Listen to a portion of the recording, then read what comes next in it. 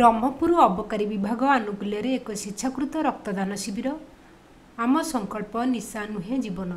अनुष्ठित हो जाइछि। उद्यम अबकारी विभाग आम संकल्प कार्यक्रम एक अंशविशेष भाव ग्रहण कराइछि।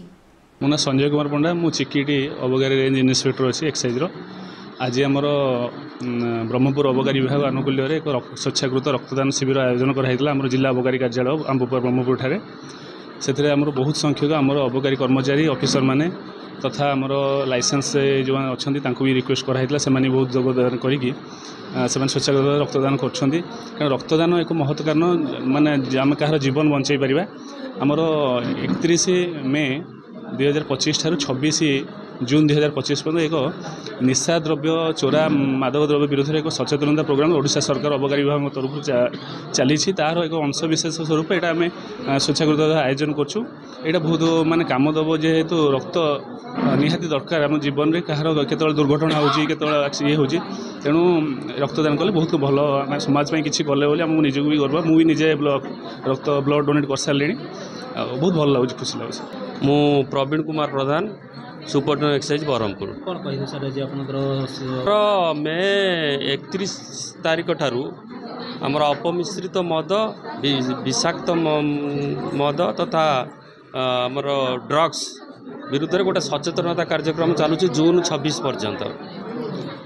यही जो व्यापक सचेतनता कार्यक्रम चलुची आमर सचेतनता रथ चलुची पाला दासकाठिया चलुची विभिन्न पंचायत रे वाल पेंटिंग होउची आमर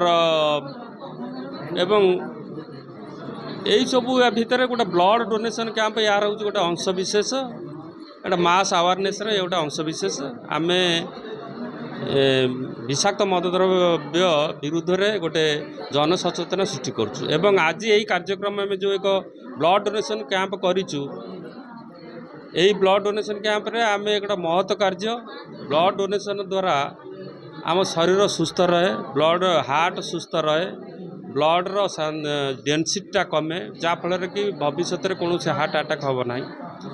रेगुलर इंटरवल यहाँ दबा कथा शरीर बहुत बेनिफिशियल अच्छी तेणु यही महत्व कार्य को आम यार गोटे अंश विशेष भाव आज आम करें टार्गेट रखीचु 40 यूनिट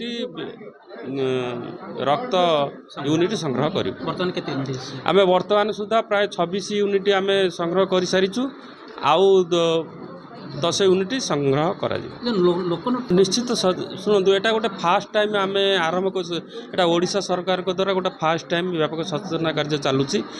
यहाँ व्यापक आगामी दिन में एमती चलो आगे आपड़ देखुन केबे भी देखी नथिबे जे एते दिन धरिक कौन सचेतनता कार्य चलुला वर्तमान चलुची धीरे धीरे लोक मैंने बुझा आरंभ करें किसी समय नब